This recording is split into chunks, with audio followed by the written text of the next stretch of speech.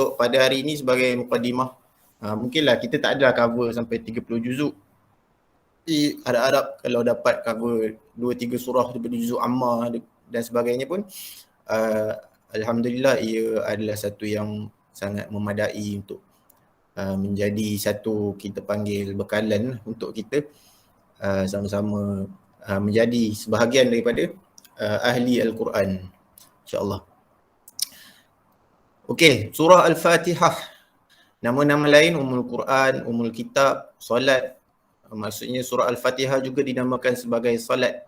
Yang dimaksudkan dengan solat di situ ialah bacaan lah.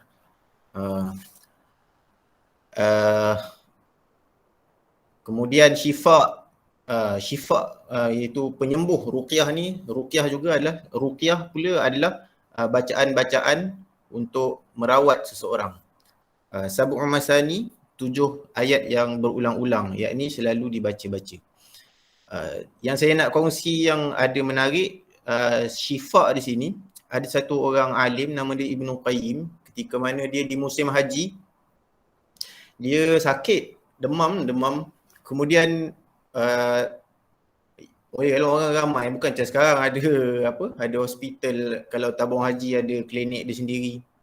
Maka dia kata dia melazimi air zam-zam yang dibacakan dengan suratul Fatihah. Setelah mujarab, dia amalkan benda tu dan benda tu berhasil. Ramai pula orang datang kat dia, suruh dia bacakan surah Al-Fatihah pada air zam-zam dan diminumkan. Sebab ialah biasa kalau musim haji kan ramai orang, so senang nak sakit. Begitu juga ruqyah. Ruqyah ni satu orang sahabat, ni kisah ni masyhur ni, yang mana dia pergi ke satu kawasan tu, kemudian orang tu dia dipatuk oleh kalajengking, kemudian dia bacakan surah Fatihah. Lepas tu orang tu bagi dia hadiah kerana sembuh daripada daripada patukan tersebut. Maksudnya bisa tersebut hilang. Jadi suratul Fatihah ni adalah satu yang nama-nama tu sebenarnya adalah nama-nama yang sempurna dengan dia memang bertepatan dengan kita panggil kemujaraban dia. Okey, seterusnya Al-Fatihah dalam solat, tidak sah solat tanpa membaca Al-Fatihah menurut majoriti. Kemudian khilaf ulama tentang hukum makmum membaca Fatihah. Menurut mazhab Syafi'i wajib dibaca setiap rakaat. Okey, isti'azah. Kalau kamu hendak membaca Quran, maka mintalah dengan Allah perlindungan daripada syaitan yang direjam. Idza qara'tal Quran fasta'iz billahi minasyaitonir rajim. Apa maksud isti'azah? Aku berlindung dengan Allah daripada syaitan yang direjam, daripada dia memudaratkan agama dan duniaku, menghalang aku melakukan apa yang diperintah, mendorong aku melakukan larangan. Itu maksud kita mohon perlindungan daripada syaitan. Minta perlindungan dengan Allah daripada syaitan. Kemudian, apa maksud syaitan? Maksud syaitan tu, syatana, dia huruf asal dia shin, ta, nun. Maksud dia ba'udah, jauh. Apa maksud kenapa dinamakan jauh? Iaitu jauh daripada kebenaran dan sifat manusia. Maksudnya apabila kita sebut jangan jadi syaitan kat orang lain, jangan jadi syaitan, maksudnya kita jangan jauh daripada kebenaran. Jangan kita menjauhi kebenaran. Syaitan ada dari kalangan jin dan manusia. Kalau dari kalangan jin, syaitan itu bermaksud jin yang kafir. Maksud direjam, dijauhkan dari kebenaran. Maksudnya a'udzubillahi minasyaitonirrajim. Aku memohon perlindungan daripada syaitan yang dijauhkan daripada kebenaran. Bahkan syaitan itu sendiri adalah sifat dia jauh daripada kebenaran. Kemudian ditambah kuat lagi dengan perkataan direjam, iaitulah dijauhkan dari kebenaran. Rajim tu, ar-rajim. Dibaca oleh Rasulullah selepas Rasulullah sallallahu alaihi wasallam selepas daripada iftitah, tidak disunatkan kecuali rakaat pertama. Maksudnya kita baca isti'azah ni kalau dalam solat rakaat pertama je. Kemudian dibaca perlahan, boleh baca kuat sekali-sekala. Sekali-sekala kalau untuk tujuan nak kita memaklumkan, contohnya solat dengan anak-anak kecil, kita pun baca isti'azah kuat. Nak bagi tahu sunat baca isti'azah. Sunnah dibaca sebelum membaca Al-Quran. Maksudnya sebelum kita baca Quran, kita disunatkan, bahkan sebahagian scholars mewajibkan untuk kita baca isti'azah sebelum baca Quran. Contohnya kalau kita baca bukan mula dengan bismillah tapi mula dengan auzubillah. Kalau di awal surah auzubillah kemudian bismillah kan. Tapi kalau di pertengahan surah macam kita bersambung kita punya tilawah, masuk muka surat yang bukan awal surah, maka tak mengapa pun tak baca bismillah tapi mesti baca auzubillah terlebih dahulu. Okey, bismillahirrahmanirrahim. Dengan nama Allah yang Maha Pemurah lagi Maha Penyayang. Ayat pertama menurut mazhab Syafi'i. Maksudnya bismillah ni ayat pertama menurut mazhab Syafi'i tetapi bukan ayat pertama menurut mazhab Maliki dan Hanafi. Sebahagian scholar sebut dia adalah satu daripada satu ayat pertama bagi setiap surah bahkan. Tetapi majoritinya menyebut bahawa dia bukan ayat bagi setiap surah. Sebaliknya dia adalah satu permulaan sahaja, tetapi dalam mazhab Syafi'i dia jadi satu ayat daripada surah Al-Fatihah. Dibaca kuat menurut mazhab Syafi'i, perlahan menurut yang lain. Syaitan menjadi kecil sekecil lalat dengan membacanya, sunat membacanya pada setiap permulaan kerja. Maksudnya ada satu kisah, sahabat ni dia kata ta'isa syaitan, dia kata celakalah syaitan. Kemudian Nabi tegur, Nabi SAW sebut, kalau kamu sebut macam tu dia jadi besar. Syaitan tu jadi besar, maksudnya dia lagi kuat lah. Kita cela dia lagi kuat. Tetapi sebutlah bismillahirrahmanirrahim, maka dia akan menjadi kecil, sekecil lalat. Dzubabah, kalau dalam hadis tu dzubabah, lalat. So sunat membacanya pada setiap permulaan kerja. Ada banyak hadis sebut tentang setiap pekerjaan ataupun kita punya amalan, perbuatan, sama ada keduniaan ataupun akhirat, kalau tidak dimulakan dengan bismillah, maka dia adalah satu yang ajda', dia adalah satu yang cacat. Cacat. Contohnya kalau kita ambil wuduk, kita kan tak wajib baca bismillah, tetapi cacatlah, tak sempurna kerana kita tidak mulakan dengan basmalah, bismillah. Okey. Bismillah bermaksud aku memulakan dengan semua nama Allah. Maksudnya semua. Walaupun tak ada kataan kullu. Kan kalau dalam bahasa Arab, semua apa? Kullu kan? Jami'. Kullu ke ataupun jami'. Semua. Mana datang semua? Sebab perkataan ismun, kat bismillah tu, ismun, dia mufrad, maksudnya kata tunggal. Dan bersandar, dia idafah, dimudaf, disandarkan kepada perkataan Allah, membawa maksud umum. Maksudnya kalau dalam bahasa Arab, kalau ada satu perkataan tu dia kata tunggal, perkataan tunggal, contoh kalau kereta, sayyarah, kereta. Kalau kita sandarkan perkataan sayyarah tu kepada Muhammad, contoh sayyaratu Muhammad, kereta Muhammad. Maksudnya kalau Muhammad ni ada 10 kereta, semua kereta, maksudnya kalau kita sebut sayyaratu Muhammad, semua kereta Muhammad. Bukannya satu. Faham tu di situ bismillah ismun, perkataan tu tunggal, kemudian dia sandarkan kepada perkataan lafzul jalalah Allah. So dia bawa maksud umum, maksud semua nama-nama Allah Subhanahu Wa Taala. Okey. Jadi maksudnya besar. Nama Allah ada berapa? Walillahil asmaul husna kan. Bagi Allah tu ada nama-nama yang cantik, yang baik. Berdoalah kamu dengannya. Lillahi tis'au tis'ina isman kan. Allah ada 99 nama. Maka siapa yang mengamalkannya, menghafaznya dan mengamalkannya, maka dia masuk syurga. Jadi maksud bila kita baca bismillah berarti merangkumi semua nama-nama Allah Subhanahu Wa Taala. Menghadirkan rasa keagungan Allah dalam jiwa kita bila kita menyebut bismillah. Maksudnya bila kita mulakan kerja, kita sebut bismillah tu, That mean kita nak bagi tahu bahawa kerja ni kecil. Yang besar ni ialah Allah Subhanahu Wa Taala. Itu maksud dia. Okey, asal perkataan bismillah ada alif lah. Bismillah, ismun kan. Dihazaf alif kerana penggunaan yang kerap. Jadi diringkaskan. Likasratil isti'mal. Maksudnya perkataan bismillahirrahmanirrahim ni kan kita banyak jumpa kat mana-mana. Jadi diringkaskan. Kalau jarang digunakan, maka dia kembali datang balik alif tu. Contoh dia kalau kat dalam surah Al-Alaq, surah Iqra kan. Iqra bismi rabbikal ladzi khalaq. Nanti boleh cek dalam mushaf. Kat situ ada alif balik. Iqra bismi rabbikal ladzi khalaq. Kita akan jumpa balik ada alif tu. Sebab apa dia datangkan balik alif tu? Kerana kita tidak selalu membacanya sebagaimana kita membaca bismillah. Okey, faham kemudian Allah ialah nama teragung, tidak boleh dinamakan selainnya.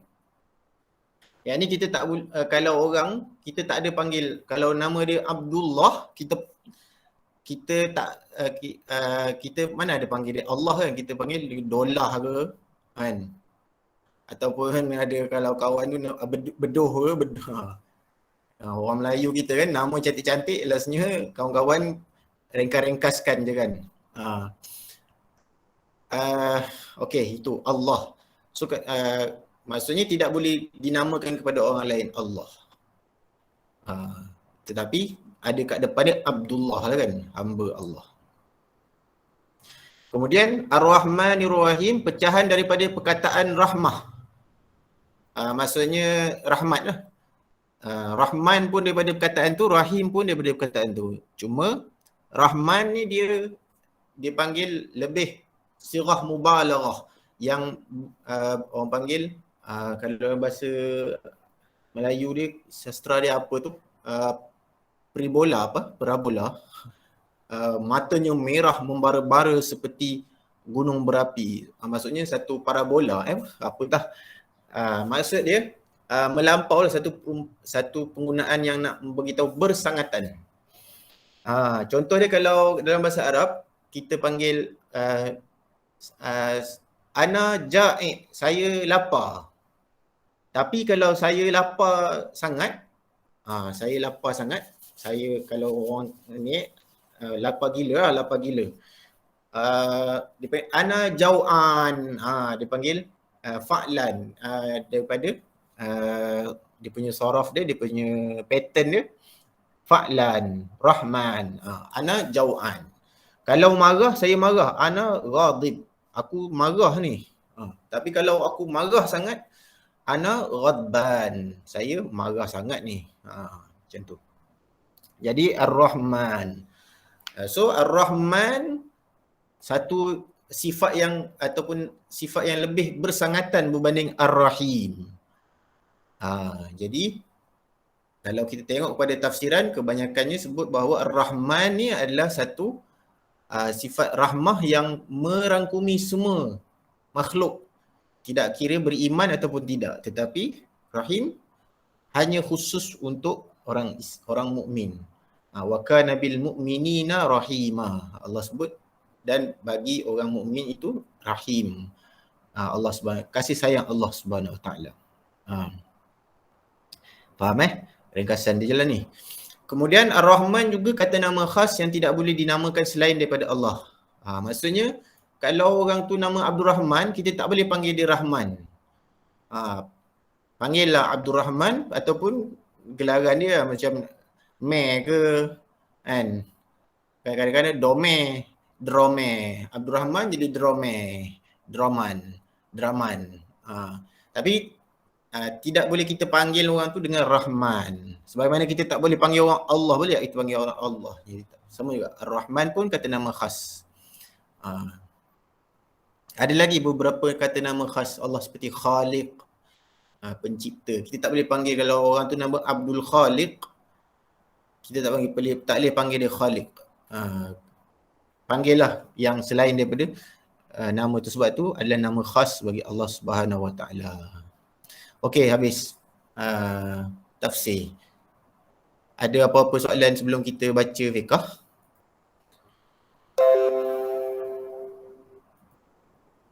Tak ada Tak ada Ustaz. Okey, alhamdulillah. So insya-Allah ya saya.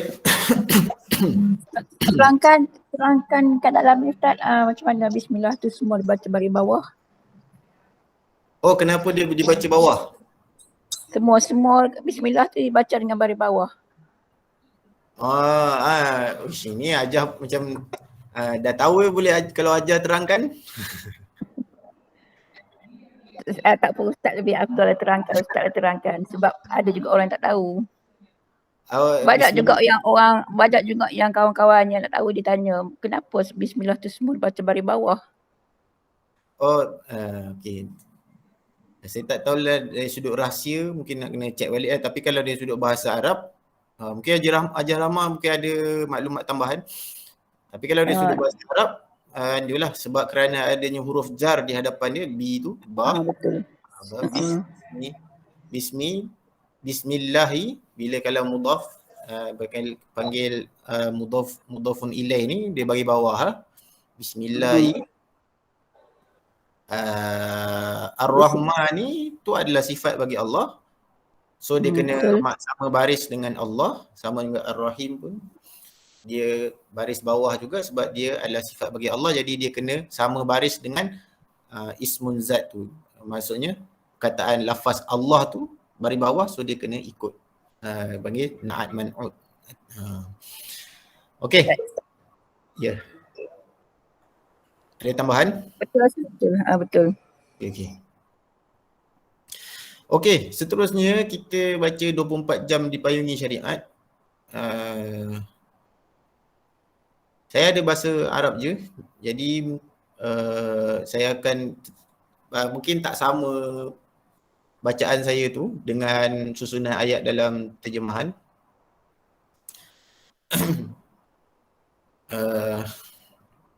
Kena kongsi dia punya ni bahasa Arab dia, tak payah aku Okey. Pertamanya secara ringkas sebagai satu mukaddimah kepada fiqh, kita kena faham bahawa fiqh ni adalah dipanggil al-fahmu, iaitu kefahaman. Apakah topik fiqh? Topik fiqh ni ialah hukum taklifi, iaitulah dipanggil hukum syar'i. Hukum syar'i yang mana berkaitan dengan perbuatan manusia. Secara ringkas hukum dipanggil hukum syarak ke atas perlakuan manusia. Maksudnya kita buat macam ni, apa hukum dia? Kita solat, apa hukum dia? Kita ambil wudu, apa hukum dia? Kita makan, apa hukum dia? So kita makan tangan kanan, apa hukum dia? Kita makan tangan kiri, apa hukum dia? So dia adalah satu perbahasan tentang hukum fiqh, hukum syarak. Kita panggil apa? Itu kalau yang basic ataupun kita panggil perbuatan-perbuatan yang basic. Tapi kalau kita pergi mendalam lagi, kita panggil kalau dalam muamalat, kalau kita jual beli macam ni, macam mana hukum dia? Kalau kita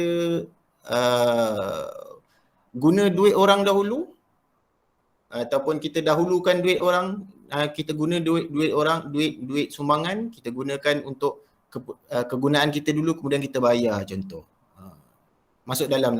So semua berkaitan dengan hukum hakam yang berkait dengan amalan seharian kita, perbuatan mukallaf. Jadi buku kita iaitu 24 jam dipayungi syariah ni, dia ditulis oleh seorang kita panggil apa seorang orang alim yang bernama Ahmad bin Hussein bin Ahmad Al-Asfahani, ataupun lebih dikenali dengan Abu Syuja'. Sebab tu dia panggil nama buku ni Matan Abi Syuja'. Cerita best dia, antara cerita best dia, Abi Syuja' ni, umur dia panjang tau. Umur dia panjang. Lebih daripada 100 tahun, dan dia tidak dan mata dia cerah. Dan tidak sakit. Dia tak ada apa-apa sakit sampai dia walaupun umur dia lanjut. Kemudian ditanya oleh orang, macam mana kamu boleh menjadi begitu sihat? Mata cerah, badan sihat, tubuh badan sihat. Kemudian dia kata, Allah jaga aku waktu aku tua sebagaimana aku jaga pantang larang Allah. Maksudnya aku jaga halal haram yang Allah tetapkan ketika aku muda. Maksudnya ketika aku muda, aku jaga hak Allah. Ketika aku tua, Allah jaga tubuh badan aku. Tapi janganlah kita anggap kalau kita sakit ni maksudnya masa muda kita teruk tak. Itu semua adalah selain daripada itulah, selain daripada maksudnya adalah asbab-asbab lain seperti apa kita panggil yang memang Allah telah takdirkan kita sakit dan sebagainya. Tapi pada asalnya macam tu lah. Saya pun masa baca tu malu juga. Saya sebab pakai spek umur 11 tahun dah tak nampak. Maksudnya awal sangat buat dosa ke apa saya pun.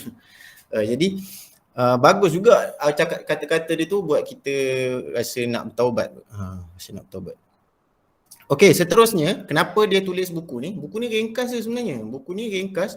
Biasanya kalau orang buat maksudnya satu short term punya course lah. Seminggu, 2 minggu habis dah. Tapi hari-hari panjang lah. Pagi sampai petang. Buku ni ringkas je. Dia dipanggil satu ringkasan dalam mazhab Syafi'i. Fiqh mazhab Syafi'i. Yang mana tujuan dia tulis ni sebab dia panggil ada kawan dia minta. Sebenarnya bukan kawan dia minta. Cuma anak-anak murid. Anak-anak murid dia minta untuk dia buat ringkasan. Tetapi dia sebut kawan-kawan dia. Ni satu lagi sifat merendah diri daripada orang alim. Dia anggap sebagai kawan-kawan. Sebenarnya anak murid dia. Anak murid dia. Okey. Itulah seberingkas kisah atau kisah pula ataupun kita panggil apa? Kita panggil pengenalan ke ya? Biografi. Biografi, pengenalan ataupun biografi pengarang dan juga mukadimah buku.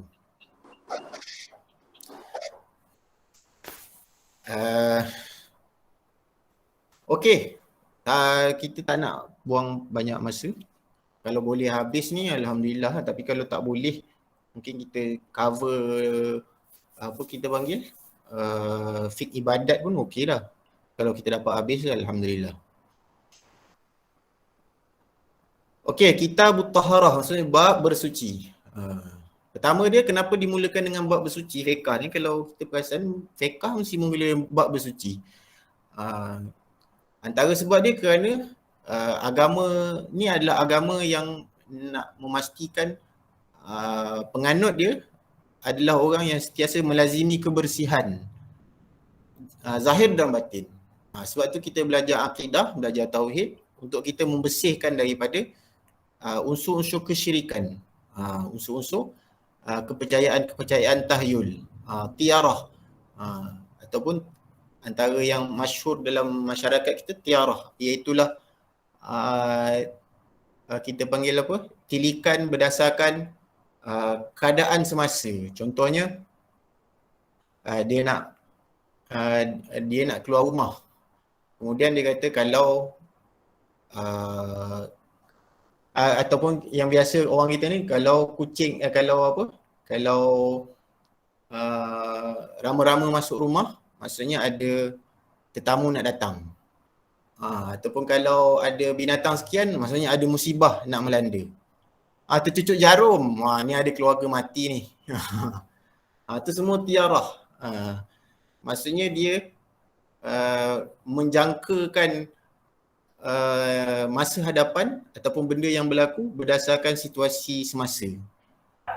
Bukan superstitious ke, Ustaz? Oh, apa tu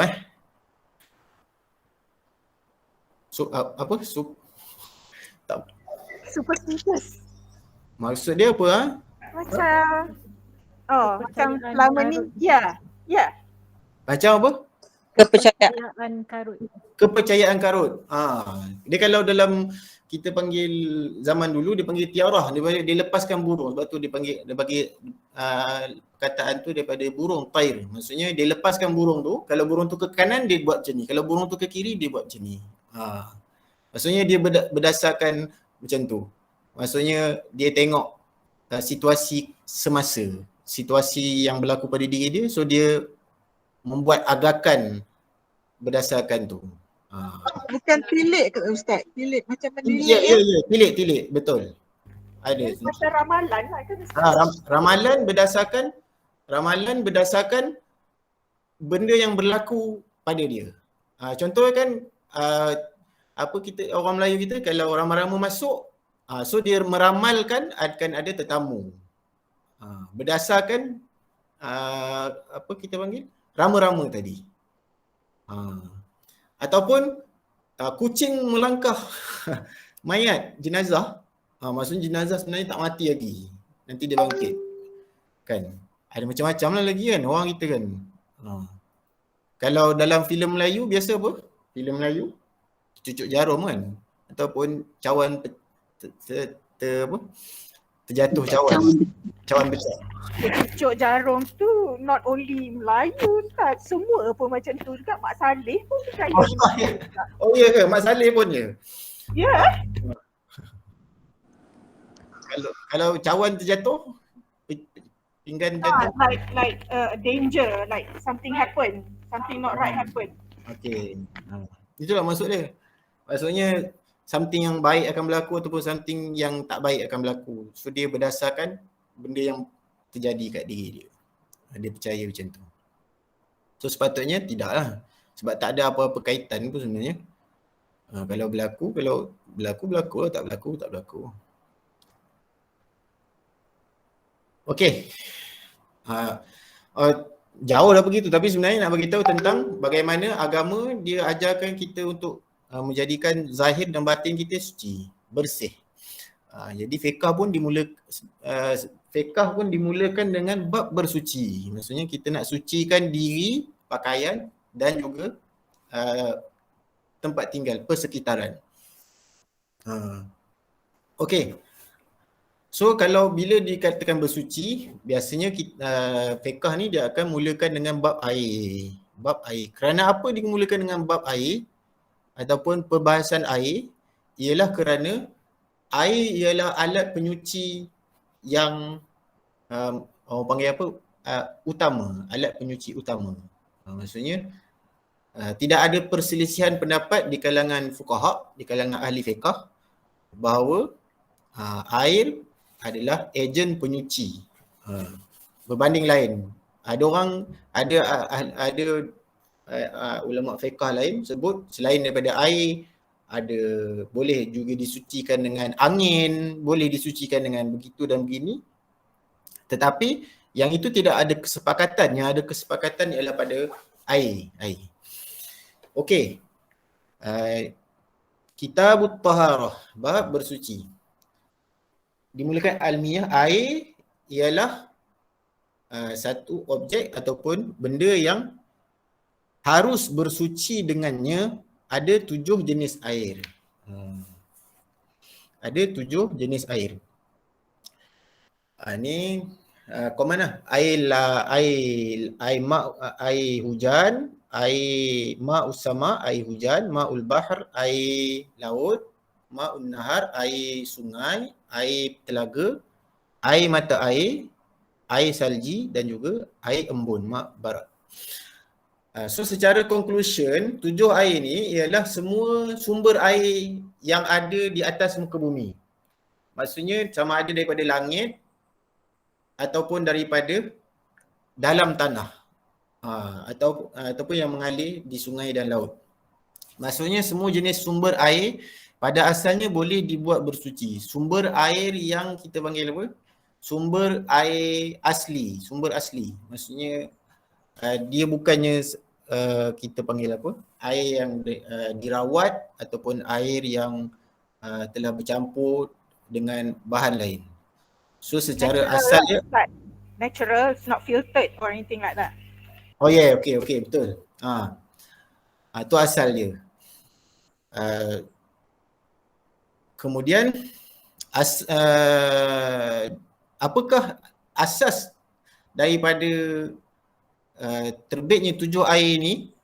Iaitulah antaranya firman Allah, wa yunazzilu alaikum minas sama'i ma'an liyutahhirakum bih, surah Al-Anfal ayat 11.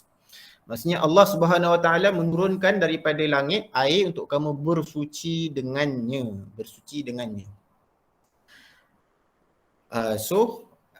semua jenis air yang ada di atas muka bumi ni, dari mana sahaja dia timbul, ia adalah pada asalnya menjadi air yang boleh digunakan untuk bersuci selagi mana sifatnya kekal dengan sifat yang asal. Okey, seterusnya summa al-miyahu, kemudian air-air ini terbahagi kepada 4 jenis. Pada asalnya air ni suci, 7 ni suci, mana-mana sumber air yang natural ni suci. Kemudian dia boleh berubah sifat dia daripada dia suci dan menyucikan tu kerana benda-benda yang mempengaruhi sifat asal dia. So dibahagikanlah air ni kepada 4 bahagian.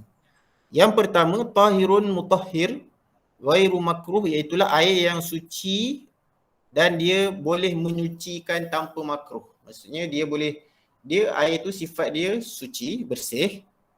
Kemudian dia juga bersifat dengan boleh membersihkan. Maksudnya kalau kita gunakan dia untuk membersihkan, dia akan bersihlah benda yang dibersihkan tu.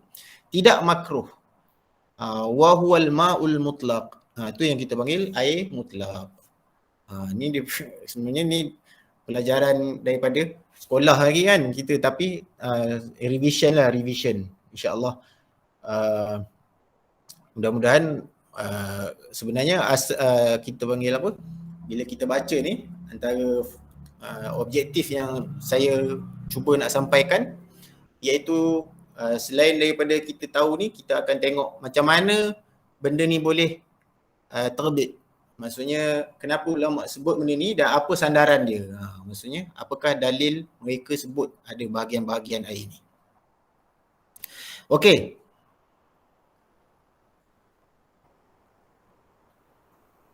Air mutlak iaitu air yang tidak, itulah 7 jenis air tadi yang mana dia kekal dengan sifat dia. Ataupun air, so maksudnya sama ada dia memang kekal dengan sifat dia begitu ataupun dia telah berubah sifat tetapi dia akhirnya kembali kepada sifat dia yang asal. Yang penting dia mempunyai sifat yang asal secara zahir.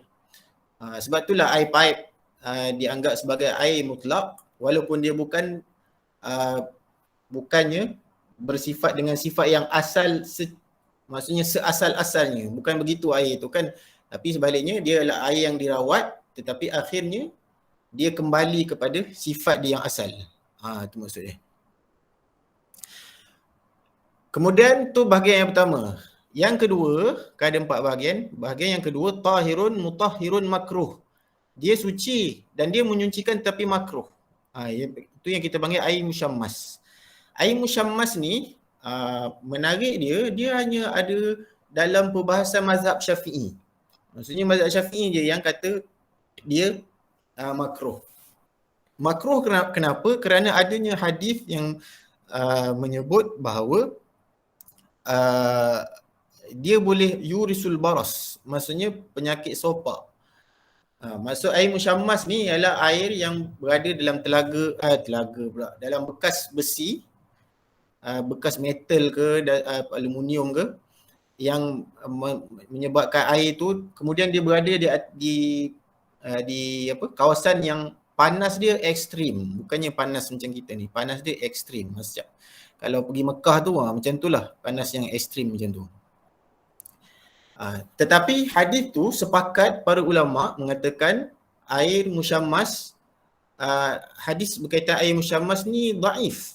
Maksudnya lemah, tak boleh jadikan hujah dalam fiqh, dalam hukum.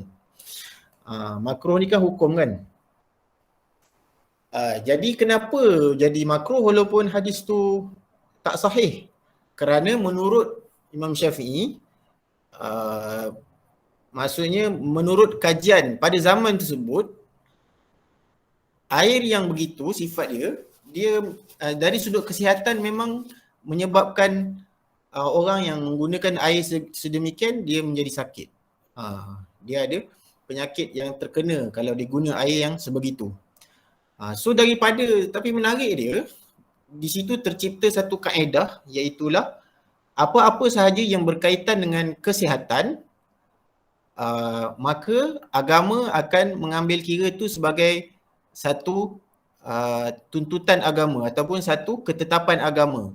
Walaupun dalil dalam bab tersebut tidak sahih. Maksudnya kalau benda-benda yang menyebabkan kesihatan terjejas, so agama menganggap ia sebagai satu benda yang tidak dibenarkan. Tetapi mestilah secara maksudnya terbukti dengan kajian. Bukannya sangkaan lah, bukan sangkaan. Dia terbukti dengan kajian, dia berbahaya dari sudut kesihatan. So agama menganggap tu sebagai satu yang terlarang kalau kita buat yang menyebabkan membahayakan kesihatan. Faham Tu bahagian yang kedua. Yang bahagian yang ketiga, tahirun ghairu mutahhir. Suci tetapi tidak menyucikan. Maksudnya air itu suci tetapi dia tidak boleh menyucikan. Dia ada dua jenis air yang dia suci tetapi tidak menyucikan, iaitu yang pertama air mustakmal. Yang kedua, air yang bercampur dengan benda yang suci. Air yang berubah sifat kerana bercampur dengan benda yang suci. Okey. Air mustakmal, apa maksud air mustakmal? Air mustakmal ialah air yang telah digunakan untuk mengangkat hadas, Air yang telah digunakan untuk mengangkat hadas. Maksud dia, kalau wuduk yang mengangkat hadas tu ialah basuhan pertama. Maksudnya basuhan pertama tu yang menjadikan air lebihan daripada basuhan pertama itu yang menjadi air mustakmal. Basuhan kedua dan ketiga tu wajib ke sunat? Dia sunat. Jadi kalau dia sunat maka dia tidak jadi air mustakmal. Faham Apakah alasan untuk mengatakan bahawa air mustakmal tidak boleh digunakan untuk bersuci? Dalil ni ialah, maksudnya dalil yang digunakan dalam mazhab Syafi'i adalah riwayat Muslim daripada Abu Hurairah. Nabi SAW baginda berkata, janganlah seseorang kamu mandi di dalam air yang tidak mengalir dalam keadaan dia berjunub. Maksud dia, Nabi larang untuk satu orang tu mandi junub di dalam bekas air yang tidak mengalir. So ulama kata, kenapa Nabi larang orang berjunub mandi kat dalam bekas yang tak mengalir? Kerana apa? Kerana nanti air tu tak boleh orang lain nak guna. Mandi junub. So sebab apa? Sebab mandi junub, so air tu jadi mustakmal, orang lain tak boleh guna untuk mandi pula lepas tu. So cara dia ialah mandi dengan kita ambil gunakan timba dan sebagainya. Tu alasan dia, alasan dalam mazhab Syafi'i. Okay, faham Kemudian antara isu air mustakmal ialah mereka yang menggunakan apa kita panggil tangan sebagai timba. Maksudnya tangan sebagai timba. Tangan sebagai timba tidak menjadikan dia mustakmal. Kerana apa? Kerana itu bukan basuhan yang wajib. Kan kita ambil air contoh kan, kalau dalam kolah orang lelaki ambil, so ini bukan tak jadi air mustakmal, dia boleh. Ataupun dia ambil daripada dia ambil dalam satu timba, satu baldi yang tak sampai 2 kolah, kemudian dia celupkan tangan dia untuk menjadi sebagai timba. Tak jadi air mustakmal tu. Kerana apa? Kerana itu bukan basuhan wajib. Yang wajib kalau kita basuh, kemudian air yang jatuh daripada basuhan yang wajib itulah yang menjadi air mustakmal. Ustaz, Ya saya. kalau air yang kita ada setengah orang dia memang suka tadah air dia ambil air semayang. Dia ambil wuduk. Jadi dia tadah timah bawah paip tu, dia ambil wuduk daripada paip yang tinggi sikit. Lepas tu dia tadah timah bawah tu. Jadi air bekas daripada air wuduk dia tu boleh guna tak? Kalau air yang masuk ke dalam baldi tu adalah air daripada basuhan pertama, maka air tu dia bercampur dengan air mustakmal. Kalau mengikut kepada hukum mazhab Syafi'i, maka air tu tak boleh buat mengangkat hadas. Boleh buat guna untuk benda lain, tapi untuk mengangkat hadas tak boleh. Tetapi kalau dia sikit-sikit, maksudnya terpercik, yang itu dimaafkan. Itu biasalah, itu akan ada perbahasan dia dah pakai hukum qillah, hukum sikit-sikit. Maksudnya terbuka aurat sikit, terlampak rambut sikit, solat kan. Ataupun najis sikit, darah sikit kan. Itu hukum sikit. Termasuk jugalah kalau terpercik tu, itu termasuk dalam hukum sikit. Ustaz, Ya. tak apa. Ustaz, yang apa ni Kak Shanum cakap tu, air wuduk yang dah diambil tu ditadahkan semula dan kata ditadahkan, maksudnya tidak boleh buat air menyuci tu, buat air untuk menyucikan tu, maksudnya tidak boleh membasuh hadas tu, maksudnya katalah dia tidak boleh gunakan air tu untuk membasuh air kencing anak dia ke, basuhan najis anak dia ke, macam tu ke maksud Ustaz? Air untuk mengangkat hadas. Maksudnya Untuk ambil wuduk. Itu maksudnya macam tu. Wuduk. Oh, memang tak boleh ambil wuduk lah, tapi untuk kegunaan untuk menyucikan hadas kecil boleh lah. Ya, boleh. Tu saya nak faham yang tu. Terima kasih Ustaz. Untuk mengangkat hadas. Ustaz, Ya. kalau kita ambil wuduk kan, kalau kita basuh muka tu, kadang-kadang kan air tu macam menitik selepas muka kan kita nak basuh tangan. Jadi air yang menitik tu dekat tangan tu, tak apa Ustaz. Tu kita panggil sikit-sikit tu, hukum sikit-sikit. Sikit-sikit tu tak apalah maksudnya Ustaz. Darah yang sikit, aurat ternampak sikit, semuanya sedikit-sedikit.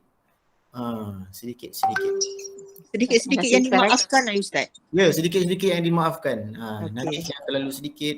Terima kasih Ustaz. Okey. Kita habiskan bahagian air ni.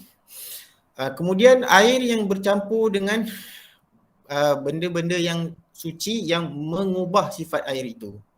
Maksudnya mudah dia air Milo, air yang serbuk Milo campur dan dia berubah.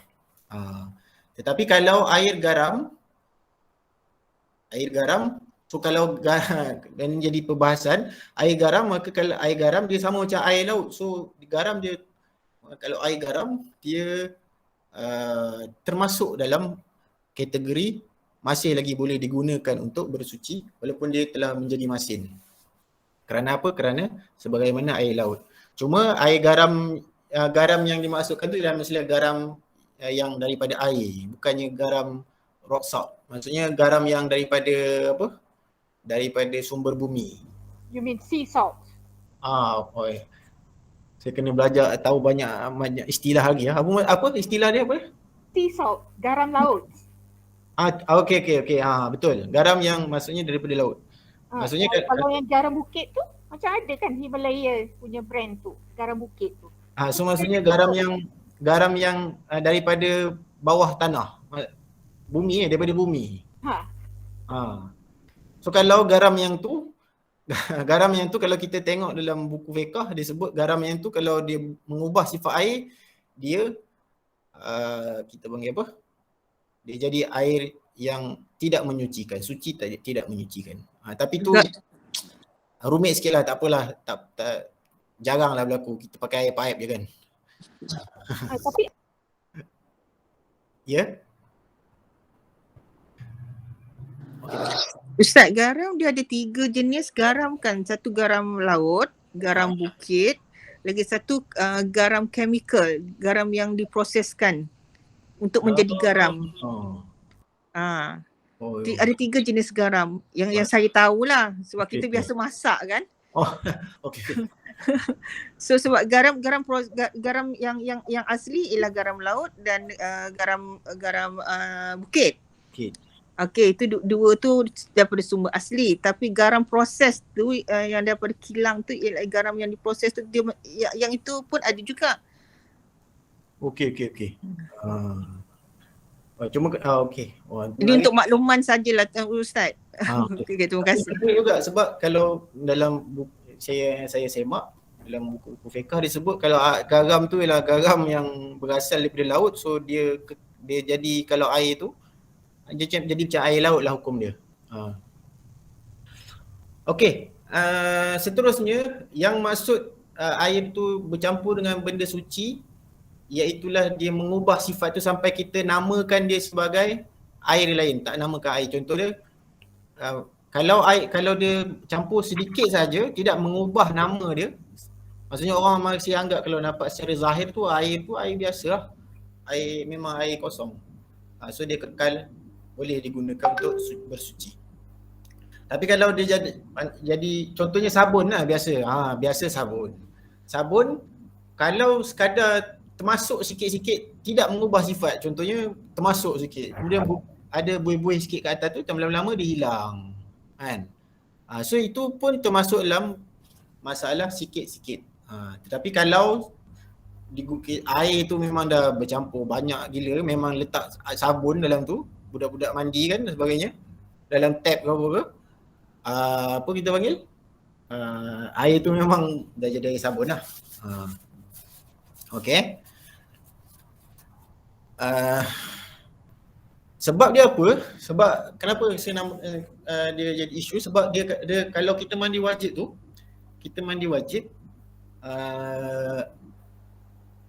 kan kita sabun badan kan, so apabila kita mandi tu dia macam kita mandi air ke mandi sabun. So sebab itulah dia ada isu lah kat situ. Kalau kita mandi wajib, so mandi dengan air biasa dulu lah. Ataupun kita mandi dulu macam biasa, kemudian di hujung baru kita mandi wajib. Tapi lebih baik awal. Lebih baik awal. Mandi dahulu dengan air kosong. Mandi dengan air kosong. Mandi dengan air mandi dengan air yang ni lah, mandi yang firstnya air yang tak bercampur, yang kita tak sabun badan lagi.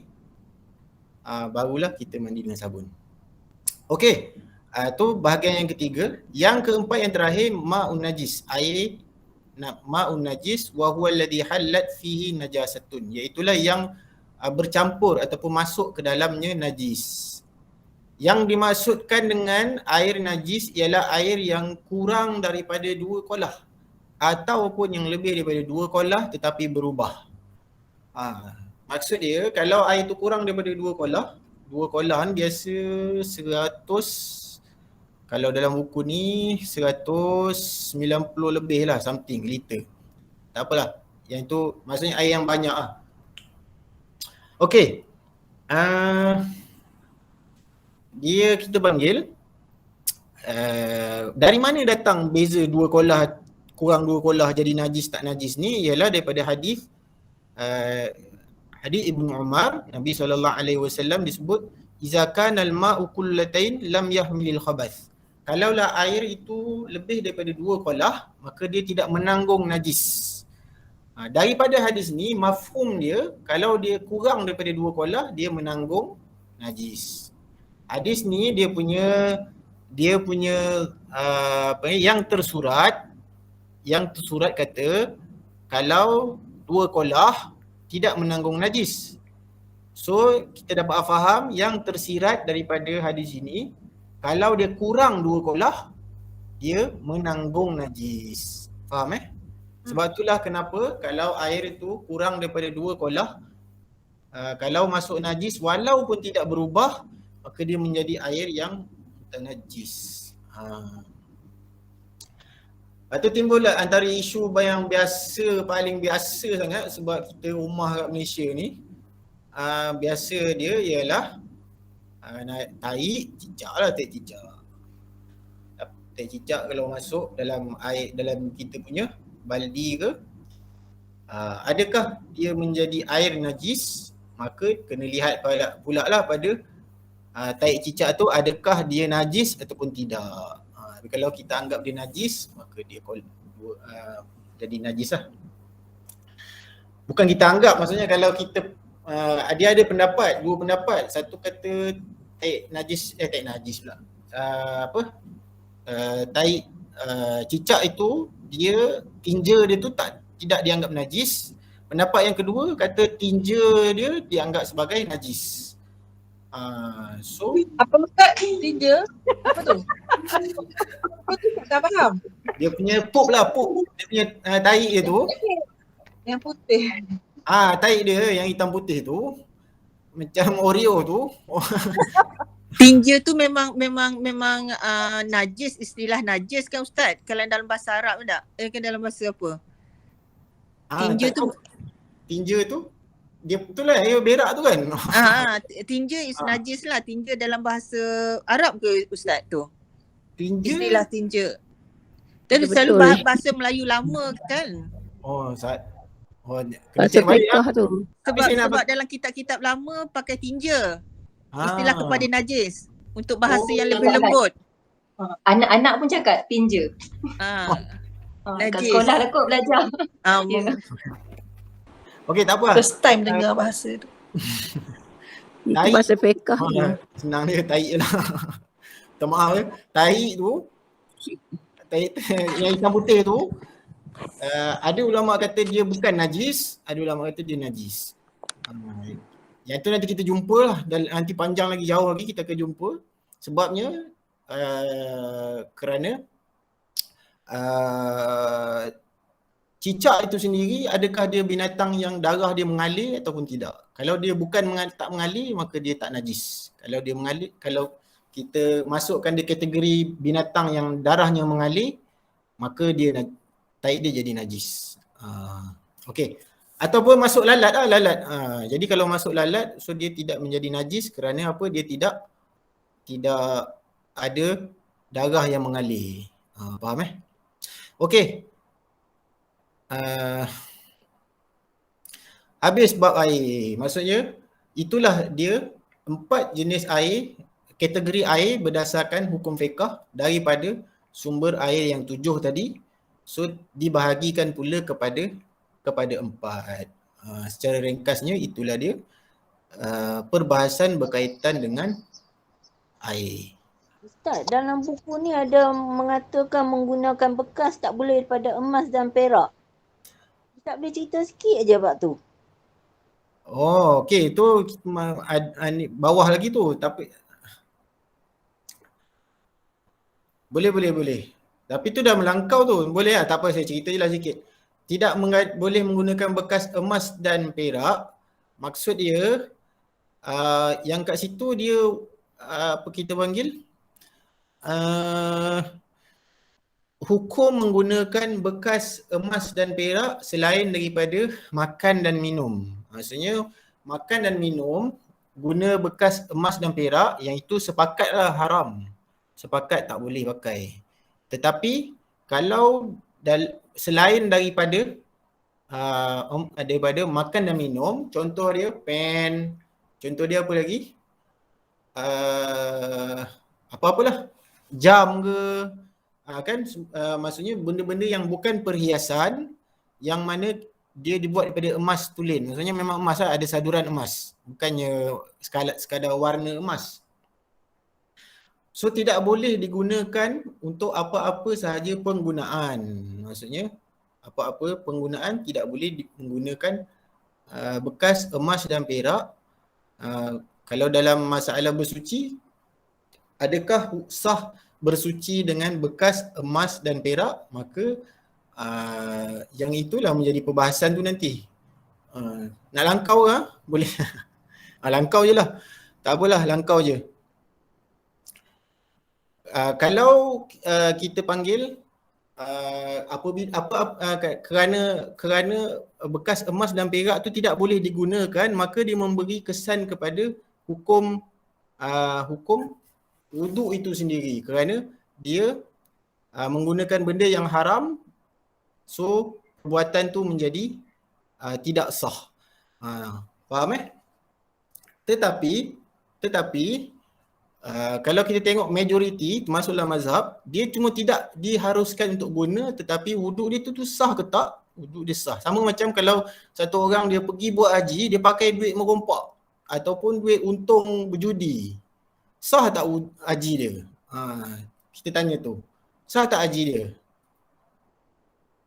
Dia pergi haji, dia guna duit merompak ataupun duit dia menang judi. Sah tak haji dia? Haji dia sah. Macam orang pakai baju curi pergi solat dia sah tak? Sah je kan? Okey, kalau kita kata dia sah, maksudnya sama juga penggunaan bekas emas dan perak untuk apa? Untuk kita bersuci. Perbuatan itu haram tetapi wuduk itu sah. Okey. Cukup kot untuk setakat ni kita punya ni. Sikit je dapat. Orang yang kaya-kaya yang berada-ada, Ustaz kata ada sebut tadi makan dan minum tak boleh guna bekas emas dan perak. Ada setengah yang kaya-kaya tu pinggan emas, gelas emas, pinggan perak, gelas perak, dia pun makan nasi ke apa tu macam mana ya Ustaz? Kalau memang kaya betul, tapi betul memang kalau memang ada saduran emas, maksudnya memang ada walaupun 1 gram, 2 gram pada bekas makanan atau minuman, ni memang itu perbuatan yang haram. Kerana hadis jelas Nabi SAW sebut, la tashrabu fi aniyati dhahab wa la ta'kulu fiha fa innaha lahum fid dunya wa lakum fil akhirah. Nabi sebut janganlah kamu minum di dalam bekas emas dan perak, dan janganlah kamu makan padanya. Sesungguhnya itu adalah bagi orang kafir di dunia, bagi kamu di akhirat. Maksudnya di situ ada jangan. Maksudnya Nabi kata jangan, tak boleh. So ulama sepakat kata haram. So makan tu kenyang lah, tapi perbuatan tu haram. Sebab dia apa? Sebab dia, cuma saya selalu terfikir-fikir dan dia jadi pertanyaan juga masa dalam kelas dulu lama lah. Dia kata antara hikmah dia ialah kita tak nak menunjukkan sangat kekayaan tu sehingga dia menyebabkan kecilnya hati orang-orang yang susah. So daripada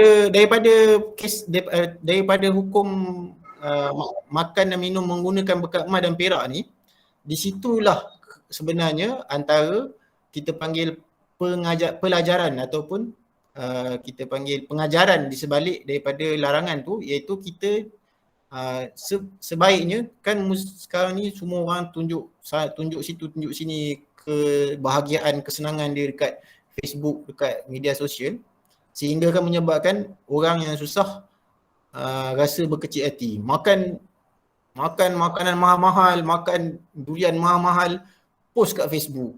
Kawan ni bukan makan durian, nak bau durian pun tak dapat kan. Maksudnya dia ada Facebook juga, tapi dia tak ada durian. So antara hikmah pengajaran dia daripada ni, makan dan minum daripada emas dan perak ni tak digunakan, ialah kita dianjurkan untuk tidak menunjukkan kesenangan kita secara berlebihan sehingga menyebabkan kecilnya hati orang yang tidak berkemampuan. Mungkin mengelakkan rasa riak juga kok Ustaz. Ya, betul-betul. Betul-betul. Ustaz, saya ada, tak tahu, saya pernah terbaca, ini pengkongsian lah sama ada ni, sebab saya ada terbaca ianya diharamkan memakan daripada bekas emas dan perak menyerupai pembesar-pembesar Rom dulu-dulu ya. Saya ada terbaca tu. Nanti boleh tak saya check. Tapi memang dia menjadi, kalau kita tengok pada hadis tu seolah-olah memang ada kebiasaan bagi orang bukan Islam yang kebiasaan mereka, pembesar-pembesar mereka makan dan minum dengan berkamah dan perak memang. Terima kasih Ustaz. Okey. Buat bilik air pun semua. Allahu Akbar, tak payah Ustaz lupakan jalan itu semua. Oh, yang gambar yang dulu viral dulu. Tak tahulah betul ke tak. Kalau betul emas gila. Mana nak buang air? Tak sanggup buang air.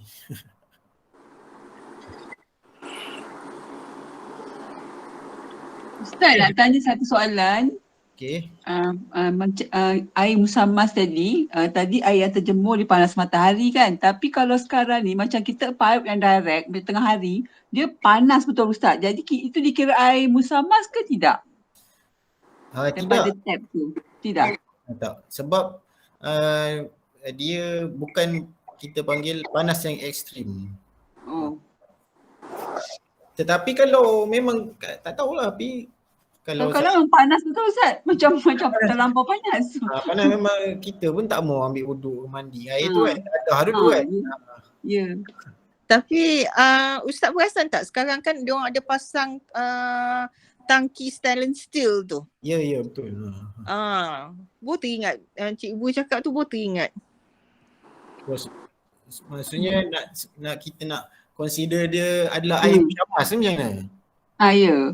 Ya Ustaz. Yalah, kalau kita tengok pada sudut hukum dia, kan kita bincang tadi, mazhab Syafi'i saja kata makruh. Sebenarnya bukan berdasarkan hadis, tetapi berdasarkan daripada kajian dari sudut kesihatan pada ketika itu. So kalau hari ni kajian menunjukkan sebaliknya, kajian tu akan berkembang kan. Dia bukan mati kat situ ya. So hukum dia akan berubah berdasarkan kajian yang mungkin akan berubah. Sama juga macam hukum period.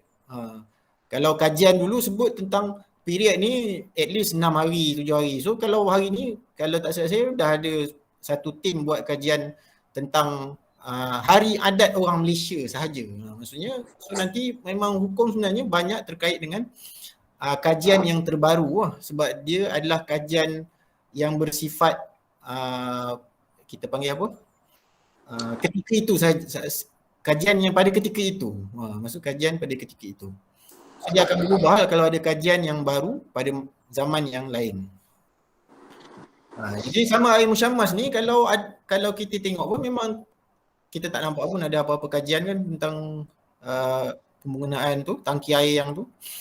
So mungkin dia adalah berdasarkan kajian yang terbaru dan sebagainya. So dia tidak ada memberi mudarat pada kesihatan, so hukum dia hilang lah. Kalau tak ada mudarat pada kesihatan, hukum dia hilang lah. Ustaz, saya nak reconfirmkan balik. Maksudnya air musyammas ni hanya makruh pada mazhab Imam Syafi'i sahaja? Ya. Pada imam lain semua sah? Maksudnya tak makruh. Kalau mazhab Syafi'i pun sah juga, cuma makruh Makruh, okey faham. Terima kasih Ustaz. Kenapa makruh? Maksud makruh yang lebih luas maksudnya dia tidak disukai. Kenapa dia tidak disukai? Kerana dia boleh menyebabkan masalah kesihatan. So kalau sebenarnya kajian menyebut tidak ada masalah kesihatan daripada penggunaan air sebegitu, so hukum dia memang akan berubah. Ustaz, kan orang kata kalau guna panas tu air terjemur tu boleh kena penyakit sopak, betul ke? Kan ada dulu. Memang itu adalah alasan dia.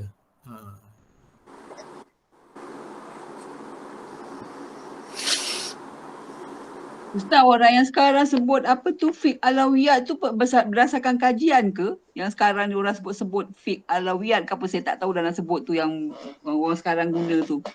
Apa tu saya tak faham sangat. Fiqh alawiyat berdasarkan kajian ke apa tu? Fiqh alawiyat ni maksudnya mana yang nak didahulukan, mana yang nak dikemudiankan tu secara ringkas. So dia mungkin akan berubah-ubah mengikut situasi. Sebab mungkin pada hari ini yang mesti didahulukan begini, pada hari esok mungkin yang didahulukan hari ini kita kemudiankan esok. Itulah maksud dia.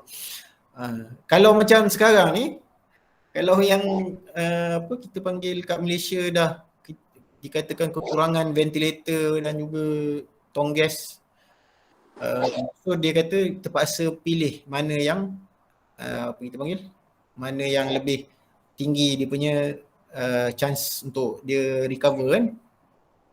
So dia akan selamatkan yang tu. So tu fi aulawiyat tu, maksudnya tenaga terhad, peralatan terhad, so dia terpaksa memilih mana yang lebih utama dan meninggalkan yang kurang utama. Tapi berdasarkan apa, so dia adalah dia punya ni lah, dia punya apa, garis panduan dan sebagainya tu, yang tu Terima kasih Ustaz. okey. Ustaz, air tangki tadi, air tangki kita walaupun dia dalam stainless steel panas, dia bertakung tapi dia mengalir. Bila kita buka, dia keluar, dia ada masuk. Mengalir, dia bukan bertakung, tak bergerak. Berbanding dengan air yang contoh yang memudaratkan tadi. Kan? Air tangki kita mengalir. Okey. So tu antara benda yang akan mengubah lah, dia tak akan stick pada hukum tadilah. Sebab dia tak kekal di situ kan. Dia akan ada air baru, ada air keluar, ada air masuk kan.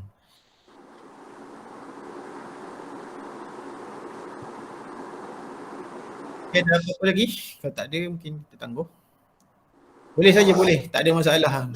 Asal Ustaz, kalau kita bela ikan dan akuarium kan, air tu kalau susah air tu kita boleh guna ke untuk buat ambil uduk? Tengok dua kotak. Advance betul soalan. Kalau air tu tak berubah lagi sifat dia, boleh. Maksudnya air tu masih tidak ada bau yang apa panggil dominan. Maksudnya sipi-sipi bau dia, boleh lah. Sebab dia bukan najis, dia bukan air tu pun bercampur dengan benda yang suci, tetapi dia tidak mengubah sifat dia. Dia yang maksud dia kalau bercampur dengan benda yang suci tetapi dia mengubah sifat dia, sama ada bau, warna ataupun rasa. Contoh kalau kita letak contohnya kita letak air campuran air gula. So kalau masukkan air gula tu terlalu sedikit sehingga kita tak rasa pun kemanisan tu, ataupun sipi-sipi sangatlah rasa manis dia tu, sehingga kita tidak menamakan air tu sebagai air gula, so boleh lah guna. Sebab dia tidak berubah lagi sifat dia. Tapi air ikan tu ada najis Ustaz. Ikan tu najis, air ikan akuarium tu kan ada kalau ikan banyak mesti ada najis dia banyak juga.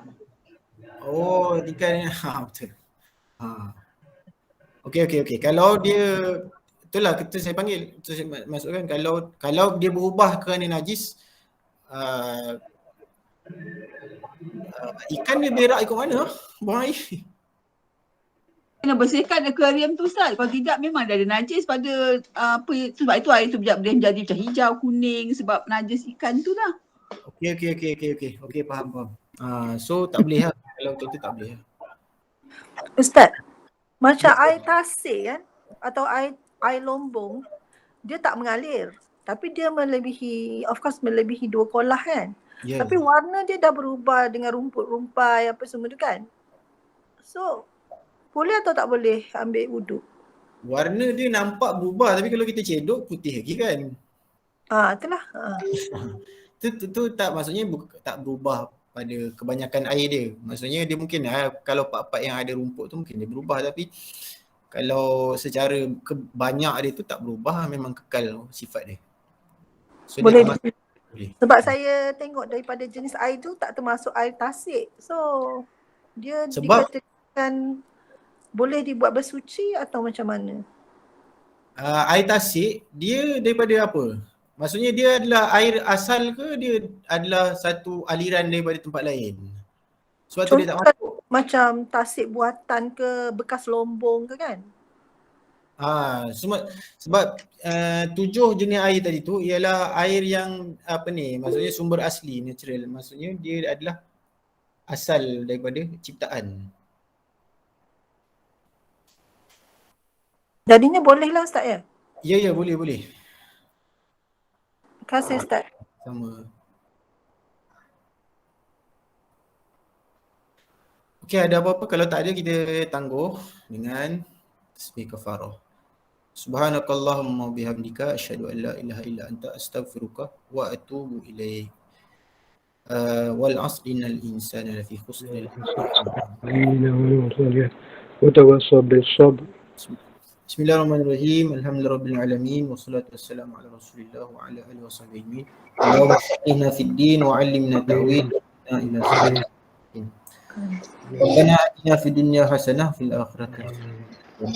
Sallallahu ala sayyidina Muhammad wa ala alihi washabbihi wasallam. Alhamdulillahirabbil alamin.